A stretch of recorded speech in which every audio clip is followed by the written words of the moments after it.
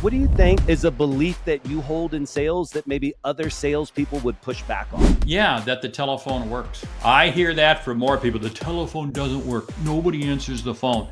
And I go, the person who's saying that is the person who doesn't like making phone calls. I love making phone calls. I love making phone calls. And then there's another pushback. Well, you can't call people on Friday afternoons. Friday afternoons is my best day to close deals. And I said, this is how a butterfly effect works because of sales. I was mentored by him. He taught me these tactics and strategies and mindsets. I've now taught it to them and they were up there leading. And it was a 360 moment in my life this morning. I love that because, you think about it, sales is really about legacy. Because what are we doing as we empower other people? And I always say this, salespeople need to have ego. Oh, wait, hold it. That's EGO, empowering greater outcomes.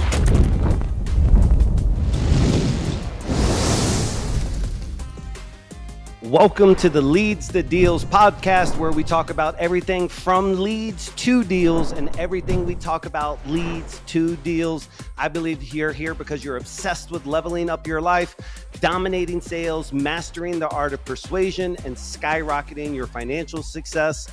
Super stoked about our guest today. He's known as the Sales Hunter, a globally recognized sales expert with over 30 years of experience, dedicating his career to helping individuals and organizations improve their sales strategies, including Fortune 200 companies. He's the author of several influential books, such as A Mind for Sales, High Profit Prospecting, and High Profit Selling, which provides actionable strategies for your sales success. He's the founder. He's got accolades for days, guys. Founder of the Sales Hunter University, offering comprehensive sales training, hosts the Sales Hunter podcast. He's obviously a sought-after keynote speaker, which I've enjoyed consuming his content lately and engaging in motivational presentations. I want you to welcome to the Leads to Deals podcast, Mark Hunter, the Sales Hunter. Thank you for having me. We're talking about our favorite subject, sales. Yeah, it really is a cool subject. Yeah. It's a life-changing subject if you want it to be for anybody out there, Mark. And it's given me a life and my family members. And I stood in front of this big, huge room today. And unfortunately, my greatest sales mentor I ever had, he passed last night. So I got the message at 5 a.m. And the staff didn't know this, Mark, but here's what I want you to know. Somebody else started the meeting and they started talking about Zig Ziglar and the quotes from Zig Ziglar and have you help enough people get what they want. And I said, this is how a butterfly effect works because of sales. I was mentored by him. He taught me these tactics and strategies and mindsets. I've now taught it to them and they were up there leading. And it was a 360 moment in my life this morning. I love that because, you think about it, sales is really about legacy. Because what are we doing as we empower other people? And I always say this, salespeople need to have ego. Oh, wait, hold it. That's EGO, empowering greater outcomes. When you empower greater outcomes in other people, it's amazing what happens. And that's why other people can step up and do what you do. And that's what sales is. It's empowering greater outcomes in those we come in contact with. I got a whole list of stuff to cover, but just because we'll go on a bunch of side sales branches, what I love about what you just said is makes me think about how that sales was first defined in my young 20s. It was like sales is merely the transference of feelings. And it's exactly what you were saying there. It's like, if I believe, if I'm excited, I'm going to create that same energy inside of you, whether it be in a leadership, whether it be for any other little avenue there, just getting your prospect to feel how excited you are. That is so true. I'm going to share with you my definition of sales. Sure. In fact, it's also the definition of a great leader because what's interesting? You look at yourself, Scott, you're a great salesperson, but you're also leading your sales team. You're leading, you show me a good leader. What are they doing? They're selling. So my definition of sales, it's helping others see and achieve what they did not think was possible. Think about that for a moment. That's huge. You wake up and say that to yourself 5 times. This is what I get to do. How can you not be jazzed to be making calls? How can you not be jazzed to be talking to customers? It's I love that. And I saw that in some of your content. It seems like it's like a golden rule of your sales philosophies. And I think about that too. And I say sometimes, and I'm not afraid to do this because somebody had to do it for me, but sometimes I have to believe in these kids more than they believe in themselves. And it's that mindset that like somebody believed in me, saw something more than I thought my talents were. But it's the same thing with the prospect. It's like, I want to future pace them and I have to help them see that picture at the end of my product. And it's the same psychology, whether you're leading or selling.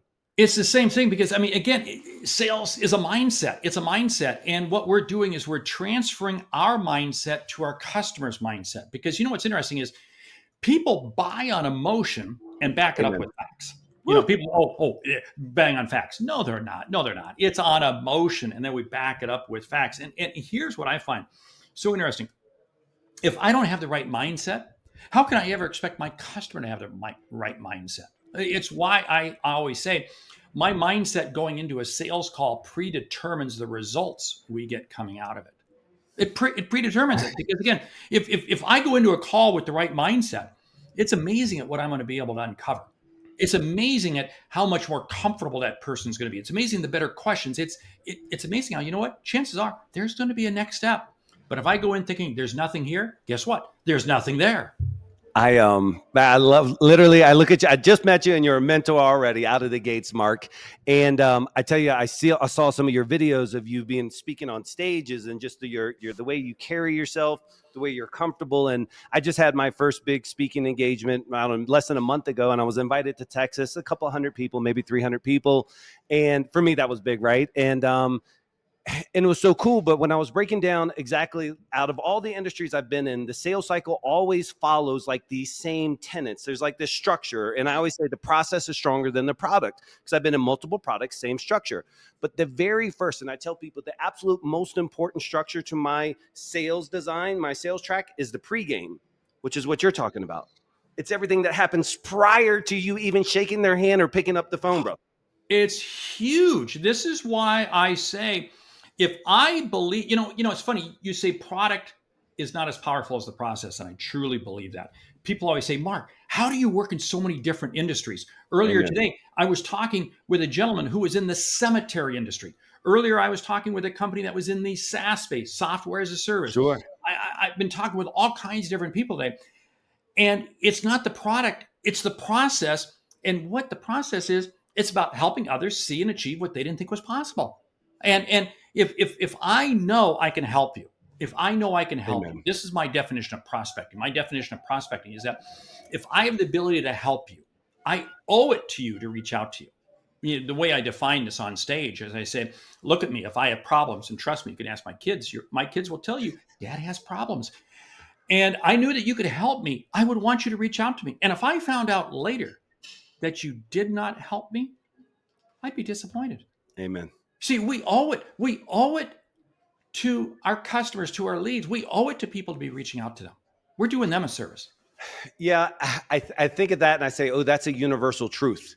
And so that's kind of how I describe it when I talk to people about across different channels or whatever. Anything from raising capital to buying homes, whatever it may be. I'm more real estate focused now at this stage, but it's like these universal truths that are communication truths. And, I used to you could say anything, if you can say anything you want with a smile on your face. And I just watched that happen so many times that I could realize like there's just some of these things that happen that really do convey. And I think people don't understand when my numbers are down, I can look out on the floor. If I look at the floor and I see everybody sitting down, I know my numbers are down. If I look over here and the numbers down, and I know they're sitting down. These two things have just matched up for years. Motion creates emotion. And it's just these fundamental things that people need to be reminded of consistently that are true no matter the product. You know what's something funny? You're standing up doing this interview. I'm standing up Amen. too. What does it do? It creates more energy in us, and it's doing what we get to love, what we love the most. It's sharing sales insights with others. Because you know what's funny? I don't think sales is a job. I think it's a lifestyle. It's a Amen. lifestyle of us every day getting up and having the privilege and the honor to be able to help people. How can you not get excited about that? Hello? I'm going to ask you a deep personal question. Yeah, fire So away. as a guy who's married and, kids and all Yeah. these beautiful things in my life, I find that I am so reflexive in my things that I do from the sales cycle that not often, I almost always inadvertently carry it home. And it's such an unfair competitive advantage in anything, whether we're going to go ice cream, get dinner, go to the movies, that it's hard to cut it off. If I don't cut it off, it will dominate the observation or dominate the situation. So what about for a guy like you? Are you able to pretty much cut it off, or do you have to catch yourself kind of? No, I don't catch myself because sales is a lifestyle. I mean, come on. How can you? I mean, again, all of my conversations Yes. are really the same, whether it be with my wife. Okay, we won't get intimate with customers, but with my Sure. wife, with my kids, with customers, et cetera, et cetera. What am I doing? I'm just listening. I'm Yes. listening to other people to find out what are their needs. How can I help them? How can I help them?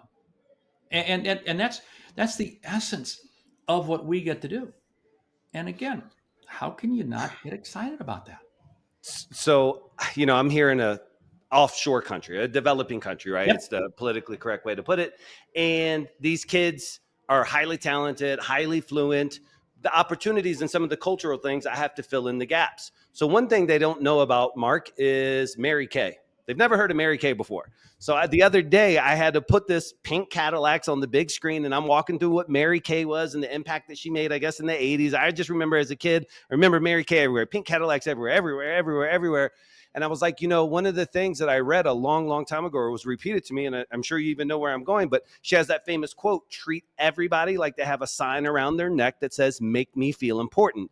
And I'm like, if you just took that one strategy and you didn't listen to anything else that I said for the rest of your days here in my office, that one strategy will make you more money on the phone than anything else. It will. It will. And that gives us then the privilege, the honor, and the respect to be able to reach out to that person again. Mm. We've all had people what we've reached out to that have hung up on us. We've all had people. And here's the deal. We have no idea what was going on in their life just before we called them. Yep. They may have just been served divorce papers. They may have Yep. just found out they lost their job. They may, who knows what. And we just happened to call. So, we were just at really the wrong time. That's all. That's all. So Amen. I don't sweat bullets if somebody, but all I want to do is I just want to treat them nicely, treat them with respect. Like Mary Kay said, you treat them the way they want to be treated. Amen. And it's amazing how you'll get the opportunity to dance with them again. And you may say no to me 10 times, but eventually, you know what? You're going to realize that I can help you. I'm here. Something else I learned, and then I'm gonna get to my questions, but Mark, early in my sales is I used to love people who had just been pitched by somebody else. And I think it was really just because I was forced, I was told, no, this is the elite, because they met a salesperson, they never met a closer. They met somebody who could position a product, but couldn't position the offer. And so I started to really appreciate, like, okay, well, actually, too, it does take 5 no's to get to yes in a lot of sales cycles. So if they got 3 no's over there, then they only got to get through 2 more with me. And then here we are, et cetera, et cetera. But it just goes back to what you're saying about loving the no, or that embodiment of understanding the no, because the yeses are always right around the corner. The yes is always around the corner. And the no just means you haven't really been able to tie your value proposition to the outcome Amen. that the customer is really going to receive. Because that's what we sell. We don't sell a product. We sell an outcome. Yep. We sell an outcome. And the product we sell just happens to be the medium to help the customer get to the outcome that they want to achieve. That's the beautiful thing. I used this analogy today when my sales training, launched it today, because there's so much turmoil right now in the marketplace, right? And these kids are kind of detached. But I said, hey, listen, every time you're on a plane, whether you know it or not, and you hit turbulence, one of the first things that you do, you might grab your spouse's hand, but you go look at that flight stewardess and you say, okay, what is the flight attendant doing? Is she freaking out? If not, no worries. You know that. It's natural. Today, when you're on the phone, you are their certainty. You are their assurance policy on this future transaction. We speak with confidence. We have our voice. We know what's ahead of us, and we know it's going to be okay. So I used that today with them, and I think it helped. That's really cool, because I always say the more chaotic things are out there, the more important the salesperson is, because we are the stable force. We are the guiding light that's going to take them to the next level. This is where I always say, it's not our job to commiserate with the customer. It's our job to help them see what they probably don't see. It's our job to show them how they can navigate through this. So again, anytime there's turmoil, anytime there's chaos, that's the time when we as salespeople really are of the most value. I'm sure you've heard this quote before. It's a quote by Zig Ziglar, and something along the lines like, no doctor ever put on the birth certificate like it's going to be a salesperson, or no doctor ever grabbed the baby out and said, oh, congratulations, you got a salesman. And so that was kind of important to me in my very, very infinitesimal sales career, because I was like, okay, this is not a genetics thing. I don't need to be 7'2". I don't need to come from a wealthy background. I don't need to be above average smart. It seems like it's a sport because it's a sport. It's very competitive. Okay, it reminds me of football and all these other sports, but it seems like one where hard work and dedication to your craft, almost like a blacksmith. Like I don't think you have to be naturally different physiologically to be a great blacksmith. It's just how many more times are you going to hit, and how many more times, and are you dedicated to your craft? That's how I looked at sales in the beginning. What about you, kind of in that initial phase for you? Yeah, you know what's funny is people always ask me, so the sales hunter, your name's Mark Hunter. What was your name before you changed it? I mean, seriously, I get asked that all the time, and I go, "Hey, my name was Ben Hunter. I owe it to my parents, so thank you." But that did not make me a sales hunter. In fact, I was not a born sales. I didn't want to go into sales. You know, it's funny. I did. I was forced to go into sales. I was literally forced to go into sales because what happened was when I got out of college, I had gotten too many speeding tickets and I couldn't afford car insurance. I could not afford car insurance, my car payment, which got me the speeding tickets, and apartment rent. Something had to go. That's how I wound up in sales. And to say I was an overnight success, false. I was Yeah. fired from my first two sales jobs. And it wasn't until my third sales job when my boss sat me down and said, "Hold on, do you really are you taking the time to understand the customer? Are you taking the time to listen?" And up to that point, I really treated the customers as if they were bowling pins. It was my job just to Yeah. knock them down, take their money, and run. And my boss sat me down and said, "Hey, you got to take the time to understand the customer. Listen to the customer. They'll take you to the problem. They'll take you to the right solution." And it wasn't like I changed overnight, but Sure. over the next umpteen years, yeah, that's why I've come to love sales. I've come to absolutely love it. I've been able to contextualize some of these strategies that felt natural and kind of label them. But one of the things I say now is quality questions lead to quality conversations lead to quality leads lead to quality deals. So it's again, questions, conversation, leads, deals, all of them being quality. And when people ask me about like strategies for the questioning, it's like, it's really the basic fundamentals for me that I learned, but it's always like that, just very simple follow-up questions. And there's just those few basic, but most people, they talk too much, so they don't follow the 2 ears, 1 mouth ratio, where you need to listen, 2/3 and speak 1/3. And then they just don't do some of those basic things. But once I started to realize like, oh, the person who talks the most loses, that really started helped sculpting my conversations, but then made everything else a lot better. You just shut up, sit back and listen. And what I always love to do is I want to ask the customer a question, and whatever they share with me, I'm going to ask them a follow-up question on it. I'm going to Amen. get them to share with me more, and then I may do that again. I mean, again, the customer will take you to the problem. Here's the thing: if I tell you you have a problem and you don't know me, you're not going to believe me. But Yep. if I can get you to say that you have a problem, that you yourself personally, then you're going to be much more likely to listen to me. So I always say this: sell first, negotiate second. The better the job I do selling, in other words, the better job doing just having a conversation with you, developing that dialogue, you said quality questions, etc. I negotiate less and I close the deal faster and easier. And and something else that happens is it just naturally more flows. It seems like the natural conclusion, like the closing credits of a movie. You would expect the screen to go black and the credits come on, but what you follow what Mark just said, it's the natural conclusion. And when it feels natural to the prospect, they'll walk through the door that you've left open for them. It's so funny because people always sit there and say, "Oh, my sales team has a closing problem." And I go, "No, you don't. You don't have a closing problem. You have an opening problem. You are not opening right." Because again, go back to what you said: quality questions lead to Mm-hmm. quality conversations, lead you to quality leads, which lead you. Yeah, if you start the process right, the close becomes the easiest part Yeah. of the sales process. The easiest part. I love it. I just think about all the small nuggets that you're saying, and it also reminds me too about putting the as like an assembly line.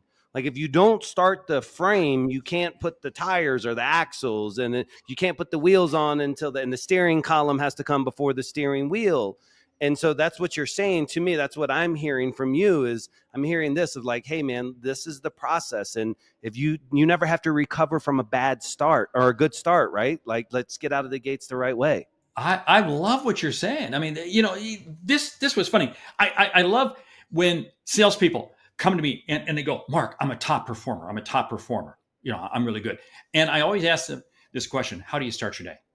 And what's interesting is, you're not a top performer. Top performers always start their day the same way because they know, right? It's like building that car. It's the assembly line. They know in order for them to be successful, they have to build themselves successful, and they start the day the exact same way. Yeah. And when you do that, it's amazing at what happens. It's first off, what I'm about to say, the bar is low, and I mean that respectfully. But I tell these kids all the time when I stand in front of them, I'm the hardest working person. I wake up the early. I'm the wealthiest guy in this building. And so, but it's that process. It's like, I know the process that equals success, and that's what I want to follow. So now I want to ask you a question because you're multiverse. You've been in the game for many decades now, like at an elite level. What do you think is a belief that you hold in sales that maybe other salespeople would push back on? Yeah, that the telephone works. I hear that from more people. The telephone doesn't work. Nobody answers the phone. And I go, the person who's saying that is the person who doesn't like making phone calls. I love making phone calls. I love making phone calls. And then there's another pushback. Well, you can't call people on Friday afternoons. Friday afternoons is my best day to close deals. I close more deals on Friday afternoons, I close more deals. And the other thing is this: Friday afternoons is when I can reach people that I never get a chance to reach any other time of the week. Man, I can call CEOs, I can call VPs of sales, I can call senior level people on Friday afternoons, and chances are they're going to answer the phone and I'm going to have a conversation. So the big pushback that I have that I firmly believe is the telephone works. Yeah. Now, do as many people answer the phone as they used to? No, I get that. But you know what? If you play the repetition game, and it doesn't mean you repeat the same message. I don't say every message is different. But if I stay in there long enough, I'm going to get you. I know I'm going to get you. Well, to be part of your testimonial, the next time you have to have this conversation, you say, hey, I know a guy, Scott Morse, and they do about 2.6 million outbound dials a month.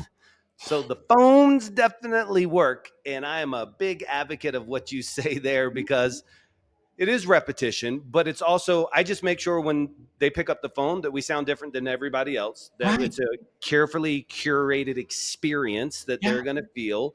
And some will, some won't. So what? So we give them a big shot and there's no commission breath and let's just see if we can help them and that's it. And then on to the next. That is so true. Just stay in the game long enough. Because if you know you can help them, you owe it to them. What I tell new salespeople, sit there and they say, well, gee, do I have to make all these calls? Here's the deal. We all want to make commission. That's like points on a scoreboard. Okay. You want to put points on the scoreboard. But in order to put points on a scoreboard, you got to run plays on the field. You got to run the plays, right? Yes. And that's what the phone calls are. So I tell salespeople, I go, it is an activity game. I got to have enough of these activities in order to get stuff to happen. And then eventually I get one of those plays that takes me into the that scores a touchdown, scores a goal, whatever it might be. But if I'm not doing the activities, it's not going to happen. This is not rocket science. This is what's amazing. It's not hard. You just got to do the work and stay in the game long enough, and you will be successful. I said that to the team the other day. I said, I refuse to let any of you guys get in the mindset that this is a hard job. It's not the most pleasant job. We're cold calling all day. I get it. But we're not selling aircraft carriers here. We're not even taking credit cards over the phone for the most part here. We're just lead generation. We're just prospecting for people who want help. Yeah. And think about this. Have you ever seen a headline where somebody got killed or maimed or lost an arm because they cold called somebody? No. No. Never. So what the heck? What's wrong with it? Okay. It's no big deal. No big deal. So I was thinking this analogy when you said that about, the cold calling and putting in the reps. There's a quote that's always stuck in my head. And I heard it before I had kids, Mark, but it was something along the lines of, you'll never know the last time you pick up your child because there will be that one day. And so it's been ingrained in my head that I want to be in shape to extend it longer than the human average. So I want to be in good shape. I want to go to the gym so that way I can go longer. And that's how I look at like outbound marketing too. Like that right there builds the muscles that keep you fit for those other inbound, those more layup leads. But if you're not putting in your reps on this one, That's not going to be as easy. And if you only do these, you're going to become soft and not be able to do this other thing that you want to do. Yeah, and you know what? Don't be alarmed when somebody doesn't call you back. Or well, I've called them 4 times. I've called them 5 times. I've responded. I'll give you a classic example. I had a salesperson who would text me every other week. Every other week, he was texting me, and I just ignored him. I ignored him for 2 years. No, okay, it wasn't quite 2 years. Finally, I'm sitting down with my team, and we're having a team meeting, and we need some services. And I go, wait a minute, this guy's been texting me. I think that's what he sells. He got the order. He got the order. Amen. Love it. Because he stayed in the game long enough. I closed a massive deal. This was a year ago. Huge deal. One of the largest deals my company has ever done. And I'm the big ticket sales guy. Sure. My company. And I had reached out to this company, and it's in my CRM system 56 times in the course of 18 months. This was me. This wasn't one of my sales. This was me 56 times over the course of 18 months. And every time, new message. But you know what? Finally, they said yes. And once I got them in a conversation, we closed the deal in about 2.5 weeks. I love it. Boom. I love it. As you were saying that, I was thinking, it's kind of similar here. We'll have kids that will say, I want to become a closer. And I will ghost them. I will with intent. They're like, hey, can I get a script so I can just see it? So that way I can understand where I want to go. And I'll say, yeah, sure, no problem. And I won't give it to them. And I will put them through a mini boot camp of hell, because if you won't follow up with me multiple times for the biggest shot to change your life, I know you'll never work my leads worth of crap. That's right. That's exactly. You have got to be, because here's the deal. If you believe you can help someone, you owe it to them to reach out to them. This large company, I could easily have given up on, but I knew that I could make a huge difference with them. And boom. I love it. Yeah. So one of my, I'll say the word gifts, but I've just been asked this so often, so now I actually say it without trying to sound pretentious, but I think is building sales culture. Yeah. I really, really enjoy it, and that's probably why it's so successful at it. But I wanted to ask you, because I've never had to do this. I've always created my own for the length of time. I've never had to try to save a sales culture or try to revitalize a stale sales culture. And I assume that you're kind of like one of those restaurant rescue type of guys. People are using you guys when there's a problem. So how, not on the strategy sales side, but on the culture side, what are some tips or what are some things you do to reinvigorate a sales team? Yeah, it starts with the leadership, starts at the top. Culture starts at the top. And you've got to get the senior management believing in their team. And that means senior management's got to believe in themselves. And that means you've got to, and I tell this of every sales manager, you got to understand not only what are each of your people's professional goals, but what are their personal goals. And then you got to understand what motivates them. What is it that motivates them? In other words, what is it that they're most likely to be doing come a weekend? And I tell us, if you don't realize that, you may have a person on your team who is absolutely motivated right now in this season of life because they're taking care of an elder parent. They're taking care of a parent. Okay, fine. You may have another person on your team who is just bent on being able to run a marathon. Okay. And your objective is then to help them with that. And it's not to, you're not going to pester them, but show interest. Show interest in where they put their interest personally. And it's amazing at how much more they will do for you professionally. And what does that mean? That means you may have to reveal what your interests are. Now, this isn't pretentious. This isn't, oh, well, I'm going to dash off to Italy for the weekend while you go across the street to a movie. No, it's not. But it's letting them see you as a human being. One of the most powerful comments, one of the powerful experiences I had, I was in India doing an all-day program, and it was an intense program. 300 medical salespeople in the room, and I'm doing this training, and it's the third city, third day, and I'm tired. And we take a break. We go, and I go to the restroom, and in the restroom, I overhear several people, and they're talking about, hey, did your son get into that university? How are your parents doing? And suddenly I began to realize that, these people, half a world, all the way around the world from me, medical salespeople in India. They had the same interests I did. They had the same concerns. They were concerned about their families. You know what's interesting? That taught me something. Yeah. When you show interest in people's personal lives, it's amazing at what they will do for you. And when they know that you have their back, and this is the other thing that I talk about culture. When something goes wrong, how do you handle it? I love asking managers this when something goes wrong. This happened with my team the other day. We dropped the ball on a follow-up with a client. When we get done doing a project, we always do and we drop the ball. And I took the blame. I wrote VP of sales and said, hey, I apologize. I made a huge mistake on this, my fault. It was one of the people on my team didn't get it set up right. Sure. But I wasn't gonna throw her under the bus. No, I took the heat for it. And it's okay.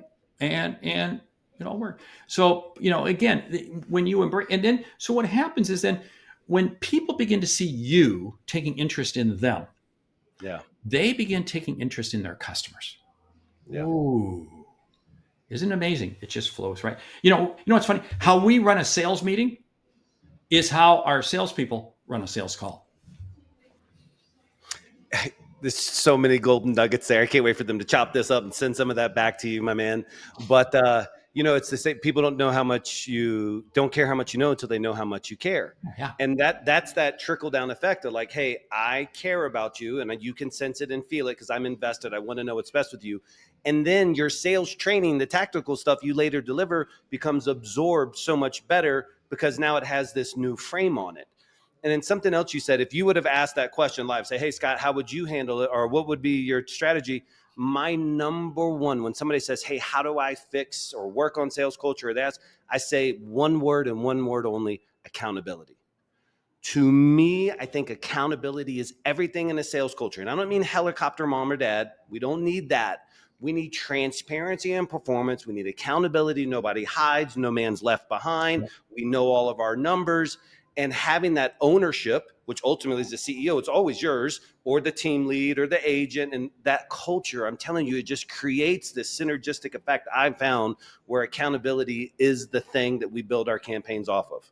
And it rubs off on phone calls. It rubs off in people can tell, you're having a conversation with somebody, you can tell where their head's at. Yeah. And it's amazing how they're suddenly engaged. They're suddenly connecting. And that's just pure gold. I mean, gold. This is the whole thing. Sales is a human to human activity. We're going to say, oh, AI is replacing it. No, AI, we can't stop that train, but it's making the human to human interaction that much more important. It's making it that much more important. And if we can stand out, we can be different by being human. Ooh, unlimited opportunities. Yeah, I have a couple of items on AI we'll speak about in a minute. I wanted to ask you this other question. Yeah, do you have kids, Mark? Yes. Yep. How many? I got 2 and then 5 grandkids. Yes, I'm that old. Wow.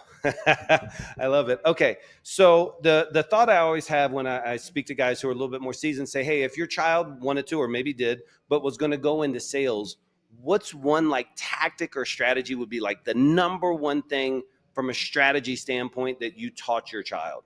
Yeah. Be disciplined in your time and be focused. Time discipline. Wasn't expecting that one. Okay. Tell us.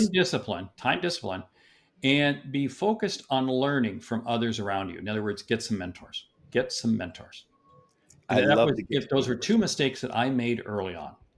I was in sales originally when I was single, so I thought I had all the time in the world. Big, fat lie.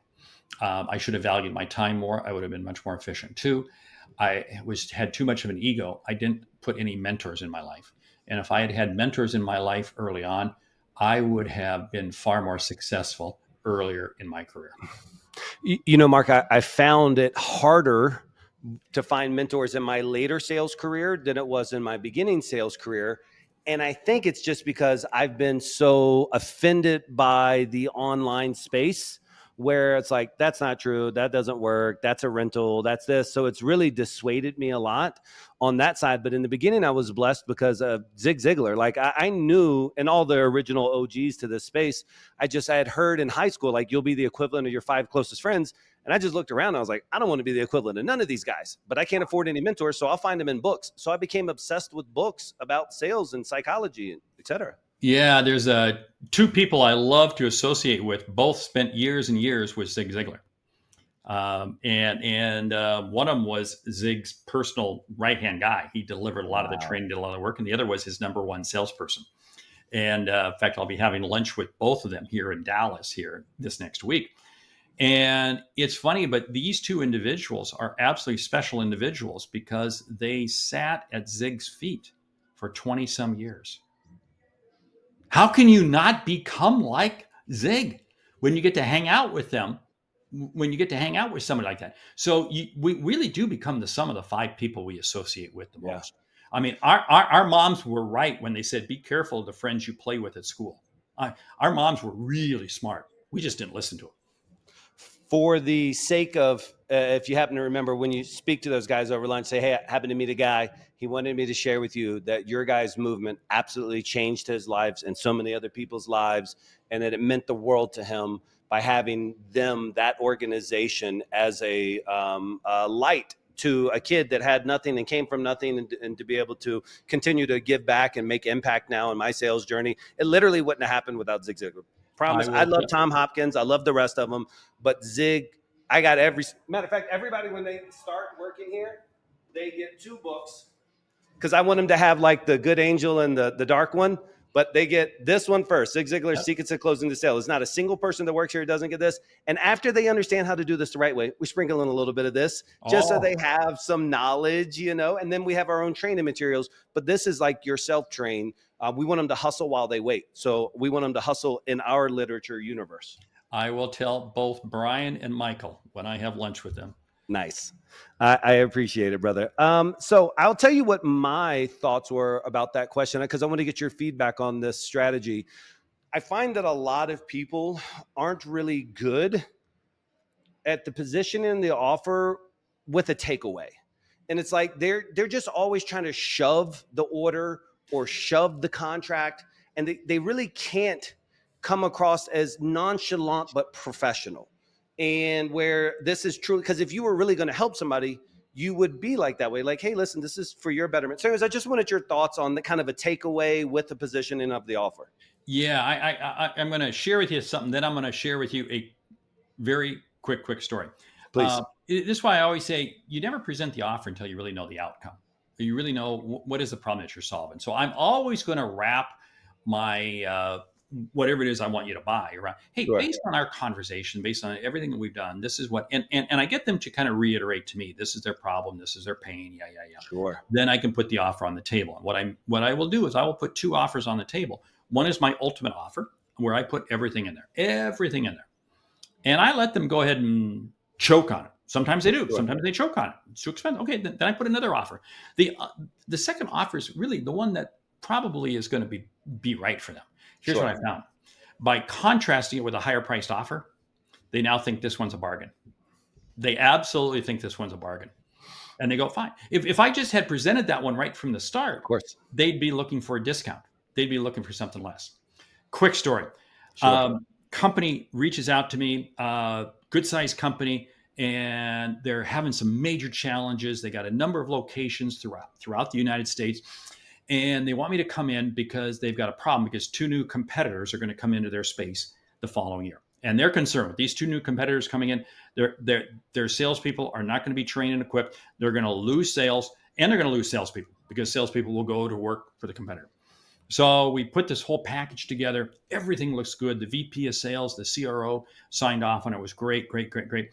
And they go, we just got to get legal to take a look at it. Legal takes a look at the contract, and the legal is like concerned over the amount. They go to the CEO of the company. I have no warning, but my phone rings. It's the CEO of the company. I've never talked to him. He says, Mark, I've got this contract in front of you, and your price is way too high. How much will you reduce it by? Okay, we've all had that, right? Reduce the price. And I go, I can't change the price. All we can do is change the value. How much business do you expect to lose from the 2 new competitors coming into your marketplace? Silence. Seems like it's like 2 hours of silence. It was probably like Yes. 7 seconds. Comes back. That was good. You're hired. I love it. Now it goes on. He says, "Oh, by the way, Mark, my people talked to 3 other people. So we had 4 different offers.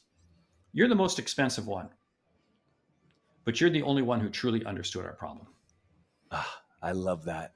You know, what's so unique is your brain immediately, when I talked about the takeaway, you really had that. It's not an echo effect. There's another verbiage I've heard for it, but it's that comparison. And it reminded me of a famous quote by Dave Thomas, the founder of Wendy's. He said in a book that I read, whom I love, he's my favorite entrepreneur of all time, hands down. I love that man more than any human probably knows.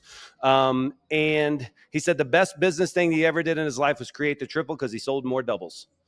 Right. And that's exactly it. It's just that anchoring of that higher value. What does that do? It actually makes it easier for you, the salesperson. Yep. It makes it easier because now what you're doing is you're giving the customer an option. And oh, you know what? About 30% of the time, they'll take the triple. Yep. But if they just take the double, that's fine. But you sold more doubles, right? It's not it's not as complicated as we make it out to be. Yeah. I say in sales, we can screw up a 2-car funeral pretty easily. I haven't heard that one. I like that. Just keep it simple. Yeah. All right. So let's talk about urgency. I think that's another thing that a lot of people in sales struggle with, either understanding the importance or, exactly how to use it in their sales script. So walk us through what urgency is to you as a sales professional, how they could best use it, et cetera. Yeah. First of all, don't stress urgency unless it is real. Because again, if you create fake urgency and then the customer comes back and says they legitimately do have to wait, and you wait, then you totally, they can't trust you. So Yeah. urgency has to be real. But urgency is key. The way you create urgency is you play it to the customer. Because again, many times when they're making a purchase, it's because they need to make a purchase from you so they can do something else. So I always look downstream. What is your purchase of my product or service? How is it going to help you downstream? How is it going to help you with your customers, your business, your life, your whatever? So what I'm going to do is I'm going to create urgency by coming back and saying, "Hey, by the way, you told me that you need to be able to do this, this, and this. And in order to get that done, need to get this." So really, the sooner we get going, the sooner we get going, the faster you're going to be able to achieve that. And then if I can put dollars and cents to that, ooh, wow, that's huge. I do a lot of work in the B2B space. Sure. So we'll say I'm selling sales training. Okay, sales training. And they're saying, "Hey, want you to come in, want you to speak to our sales kickoff meeting and da da da da." And I go, "Well, great, because you're launching 6 new products, and what's that worth to you?" "Oh, it's worth $50 million in sales." "Oh, so we've got to make sure that we get this. There is no way that we can delay this. Not only do I need to be at your meeting, but I need to do X, Y, and Z, and we got to get going on this now, because otherwise this $50 million is at risk." And what happens after that? If you don't get that $50 million, is that in your annual goals? Is that in your KPIs? Well, yeah, as the CEO of the company. Oh, so how's your board going to take that? You begin to realize that there's no option. That's how you are much better off if you create urgency on their part. If you have to create it on your part, it's got to be real. It's got to be genuine. It might be because, we do have limited inventory. We absolutely do. Or maybe the crews that we're going to have to come in and install, your project, I got to make sure they get the best crews, but they get assigned just by orders the way they come. So if we delay this, I want to make sure you have the best crew. I've not even recruited. I was installing security alarms at 20 years old, Mark, and I went into this real fancy building one day, and there was all these Mercedes and BMWs out front, and I'm a 20-year-old high school educated, but nothing else, kid installing security systems, crawling under houses, crawling in roofs. I hated it, but I could speak well enough that I was always the kid that taught people how to use the keyboard. And so I'm up there telling the guy, and I'm like, "Okay, program this." And I was like, "Hey, man, what do you guys do?" He's like, "We sell timeshare." I was like, "What's timeshare?" And And I was like, he told me a little bit. I was like, vacations. Okay, great. I like vacations. I'll be back in 2 weeks when the first class starts. Now, those first 2 years of that ultimately planted so many seeds that led to all these other places. But I really appreciated urgency in that sales cycle because you were literally selling air. And it was truly a today or never type of mentality for the most part. There was no be back bust, no et cetera, et cetera. But one of the things I really appreciated about the process is in the beginning, they just addressed it with like, we just feel we've earned the right to make you an offer while you're with us today. So whether you say yes or no, I'll take a no just as graciously as I do a yes. I just hope that you keep an open mind. So at the end of this, if it's a good fit, we move forward. If not, perfectly fine. We'll shake hands and part as friends. But just by saying at the end of this consultation, I'll be asking for your business and you agree and you'll give me a yes or no, it helped create a lot of inherent urgency in all of my sales cycles that I didn't have to trick them or lie. I could just get that commitment that they would want to fulfill at the end. And it made them feel more comfortable. The customer felt more comfortable through the entire process because they know something's coming, something's coming. You told them right up front what was coming. You told them right up front what was coming. And you told, and what does it do? It deflates it. This is funny, but my wife and I were just out in wine country the other day, and we did a wine tour in Napa. We do the wine tasting thing, and sure enough, we sat down, and we had no intention of buying the ultimate package. We bought the ultimate package. You think? And the lady, the person serving us put, hey, here's what I'm going to go and give this to you right now because when we get done, and she did the exact same approach. And 5 minutes into it, my wife is looking at me and I'm looking at her, and that I can see in her face, we're buying it, we're doing it. Yeah. Great. I wanted to ask you if you have like a favorite prejudged story, either you've experienced or you watched one of your team members experience where like you prejudged a lead and then you found out later something else and it kind of taught you a lesson. Yeah. Big lesson learned. I had an opportunity to talk to a CEO of a company, and the investor was a major name. If I said the name, you would know the name. Okay. And I can't go any further than that. Understood. And the whole time I was playing the investor's name.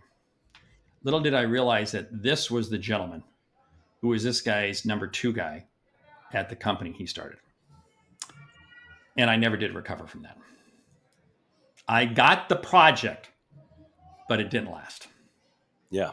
Because I failed to do my due diligent homework and really treat this person with a sense of co-level with this person's name.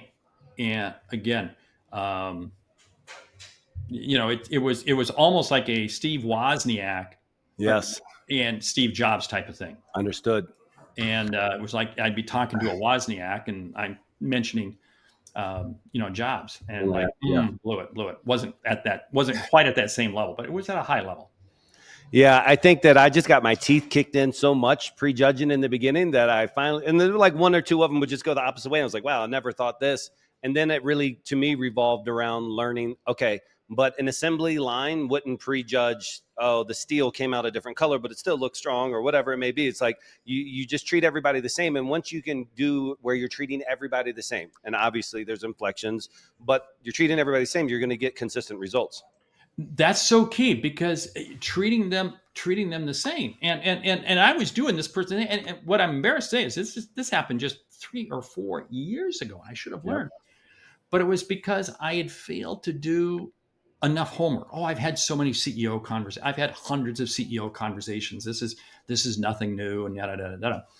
And it comes back to the whole thing that there's a reason when you get on an airplane, the flight crew goes through the same checkoff, regardless how many times they have flown that plane. Great point. We go through the same checkoff.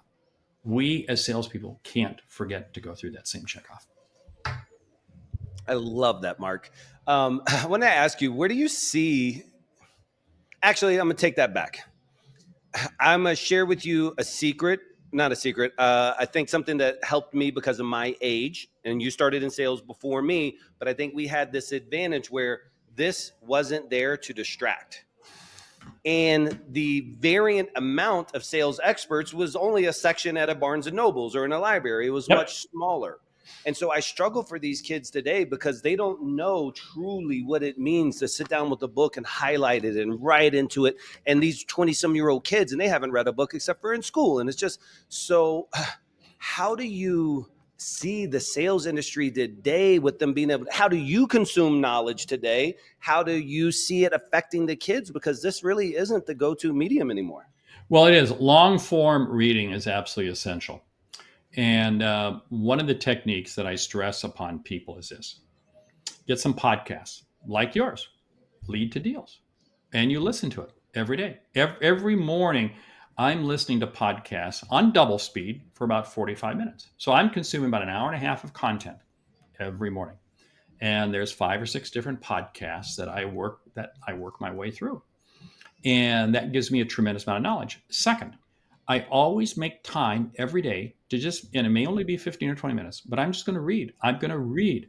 And for me, reading is on my Kindle because I can read faster on my Kindle. I can flip pages, da, da, da. Yep. And that way, because I travel about 200 days a year, I've always got books with me. So I'm on the flight, boom, I can sit there and be reading. But reading and learning is a muscle. It's just like prospecting. Prospecting is a muscle. You got to do it daily. You got to get that workout in daily.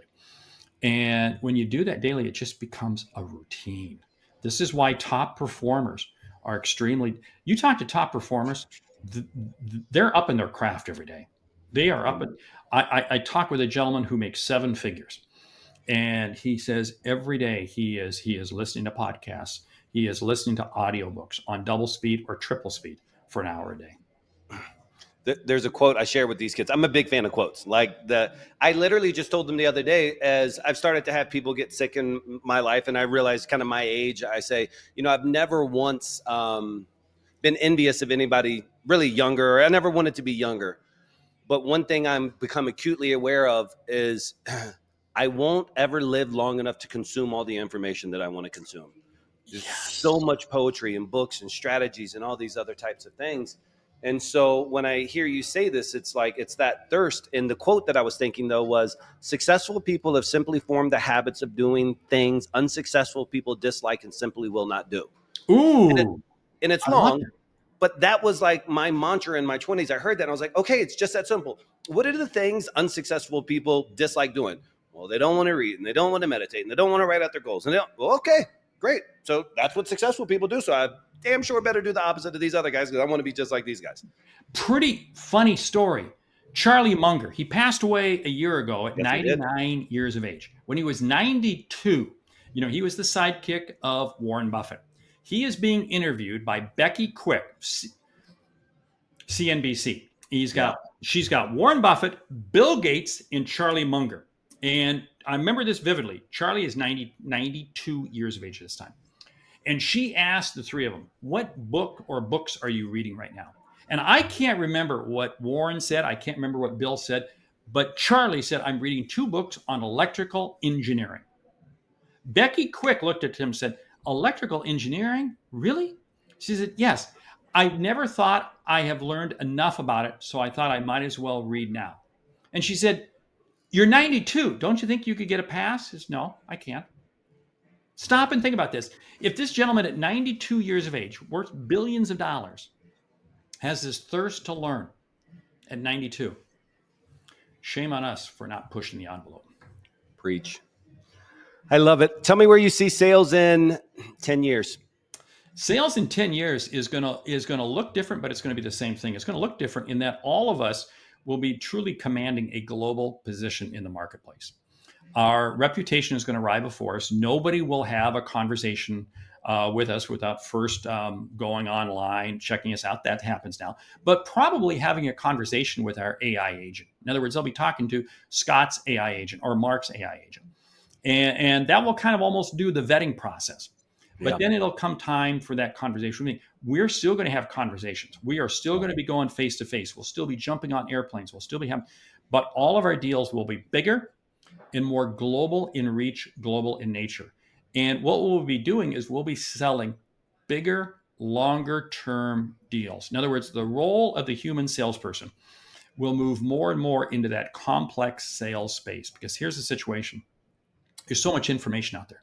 Customers love to educate themselves without talking to a salesperson, right? We see this in all the studies. Customers don't want to talk to a salesperson until they're at least 70% along. And I say, yeah, here's the deal. By the time they get us involved, we actually have to de-educate the customer, because they've filled their mind with wrong information. So we first have to de-educate the customer, which means we got to create a level of trust. We have to de-educate them so we can re-educate them. But that's what I see as the future of sales. I think it's very bright. I'm bullish on it. I love it.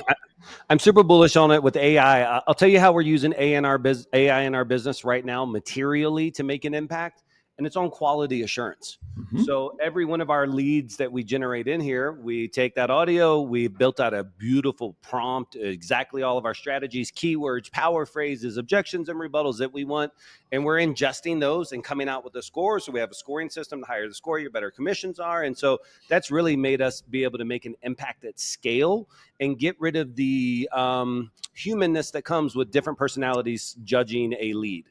Yes. It's made a big impact. Yes, I love that, because think about that. You get all that learning without having to talk to a customer. I can learn by having 100 conversations, or I can learn by having 10 conversations and having AI coach me, prompt me. Yeah.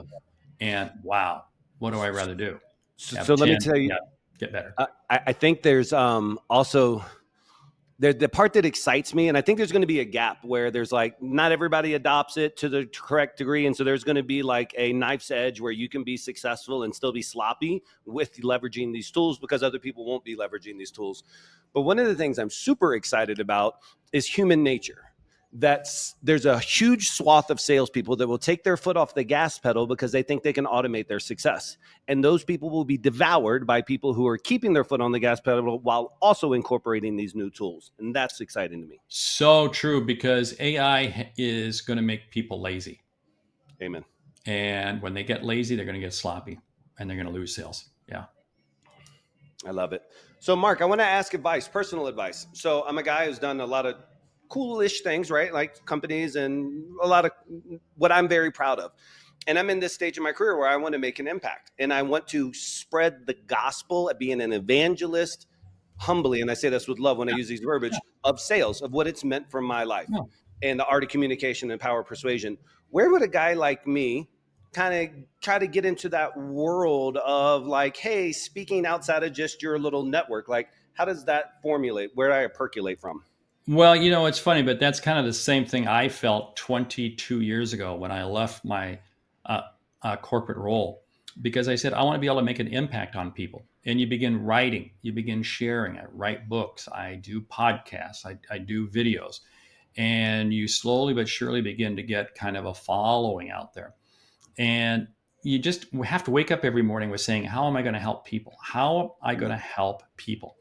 And eventually what happens is they begin inviting you to speak at conferences, speaking at events, and that becomes a world unto its own. And it just, here's the thing. You have to be authentic. You have to be authentic. That's what Zig was so good at. That's what Zig was just supreme at. And you have to be the same person in your private life as you are your public life. Because again, everything is visible. Everything is visible. But when you do that, and you do that long enough, stuff just happens. In the words of Zig Ziglar, best way to make your goals is to help other people achieve their goals. Yep. Spot on. Yeah. Amen. I love it. I know we didn't get ahead on the topic, but I just wanted to tell you, when I was really absorbing and enjoying your content, you had this philosophy about, if I can create more satisfaction, I create more wealth. And I just wanted to end my podcast hearing from you exactly what that means for our potential salespeople out there when they adapt this. What does it mean by creating more satisfaction?